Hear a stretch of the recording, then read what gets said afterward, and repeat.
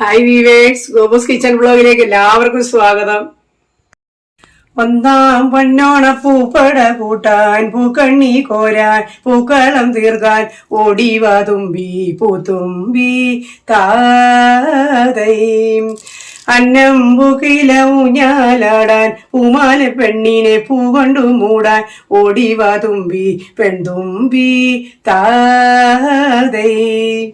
നമ്മൾക്കൊരു nostalgic feeling തരുന്ന വയലാർ ദേവരാജൻ ടീമിന്റെ ഒരു ഓണപ്പാട്ടാണിത്. എല്ലാവർക്കും എന്റെയും എന്റെ കുടുംബത്തിന്റെയും ഹൃദയം നിറഞ്ഞ ഓണാശംസകൾ. ഞങ്ങളുടെ ചാനൽ ആദ്യമായിട്ട് കാണുന്നവരാണെങ്കിൽ സബ്സ്ക്രൈബ് ചെയ്യണേ. സബ്സ്ക്രൈബ് ചെയ്യുമ്പോൾ അടുത്തുള്ള ബെൽ ബട്ടൺ കൂടി ക്ലിക്ക് ചെയ്യണം. അപ്പൊ എല്ലാ വീഡിയോസിന്റെ നോട്ടിഫിക്കേഷൻ നിങ്ങൾക്ക് കിട്ടുന്നതായിരിക്കും. വീഡിയോ ഷെയർ ചെയ്യണം, കമന്റുകൾ എഴുതണം, ഇഷ്ടപ്പെട്ടെങ്കിൽ ലൈക്ക് ചെയ്യണം.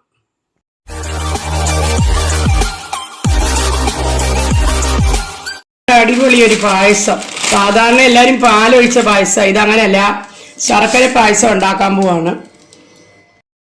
ഇത് വറുത്ത സേമിയാണെങ്കിൽ ഞാൻ ഇളം തീയിലിട്ട് ചെറുതായിട്ട് ഒന്നുകൂടെ ഒന്ന് വറുത്തെടുക്കുകയാണ്. സേമിയ ഒന്ന് തണുത്തിട്ട് നമുക്കൊന്ന് കഴുകിയെടുക്കണം. ആ സമയം കൊണ്ട് ഞാനൊരു കഷ്ടിച്ച് 1 കിലോ ശർക്കര ഇതിനകത്ത് പൊടിച്ചിട്ട് ഒന്ന് പാനിയാക്കി എടുക്കുവാണ്, കല്ലും മണ്ണും ഒക്കെ കളഞ്ഞ്. സേമിയ ഒരു 2 ഗ്ലാസ് വെള്ളം ഒഴിച്ച് വേവിക്കാൻ വെച്ചു. സ്വല്പം നെയ്യ് ഇട്ട് കൊടുക്കാം, നമുക്ക് കട്ട പിടിക്കാതിരിക്കാനാണ്. സേമിയ വേവുമ്പോഴ് വേറിട്ട് കിടക്കും, അതിനാണ് നെയ്യ് സ്വല്പം ചേർത്ത് കൊടുക്കുന്നത്. ഇല്ലെങ്കിൽ അത് ചിലപ്പോൾ കട്ട പിടിക്കും.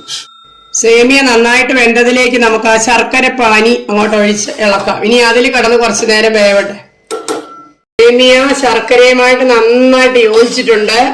ഈ നമ്മള് 2ാം പാൽ ഒഴിക്കാൻ പോവാ. ഇതിലേക്ക് നാളികേരത്തിന്റെ 2ാം പാൽ ഒഴിച്ച് ഒന്നുകൂടെ നമ്മൾ തിളപ്പിക്കണം. പിരിയരുത്, തിളപ്പിക്കണം, എന്നാലല്ലേ അത് മിക്സ് ആവുള്ളൂ. നമുക്ക് ചെറിയ തീയിലൊന്ന് തിളപ്പിക്കാം. നന്നായിട്ട് 2ാം പാൽ ഒഴിച്ച് നന്നായിട്ട് മിക്സ് ആയിട്ടുണ്ട്, ഒന്ന് തിളച്ചു.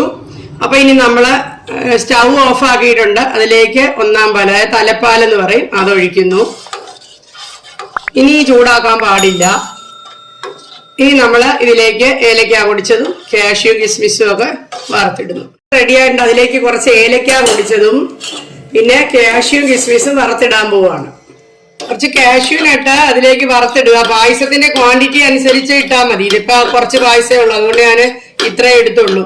കിസ്മിസും കൂടെ നമുക്ക് വറുത്ത് പായസത്തിലേക്ക് ചേർക്കാം. ഇവിടെ പായസം റെഡി ആയിട്ടുണ്ട്. വളരെ സ്വാദിഷ്ടമായിട്ടുള്ള ശർക്കര ഇട്ട സേമിയ പായസം എല്ലാരും ചെയ്ത് നോക്കണം, വെരി ടേസ്റ്റിയാണ്.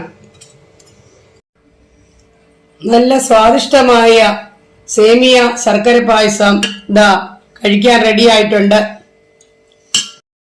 ഇനി കൂടുതൽ വീഡിയോകൾ ഇങ്ങനെയുള്ള ഈസി ആയിട്ടുള്ള പായസങ്ങളും അല്ലാത്ത ഡിഷുകളും ഒക്കെ കാണാൻ ഗോബൂസ് കിച്ചൺ ബ്ലോഗ് കാണുക, സബ്സ്ക്രൈബ് ചെയ്യുക. ഇനി ഒരു വീഡിയോയുമായിട്ട് ഞാൻ എത്രയും പെട്ടെന്ന് നിങ്ങളുടെ മുമ്പിൽ വരുന്നതായിരിക്കും.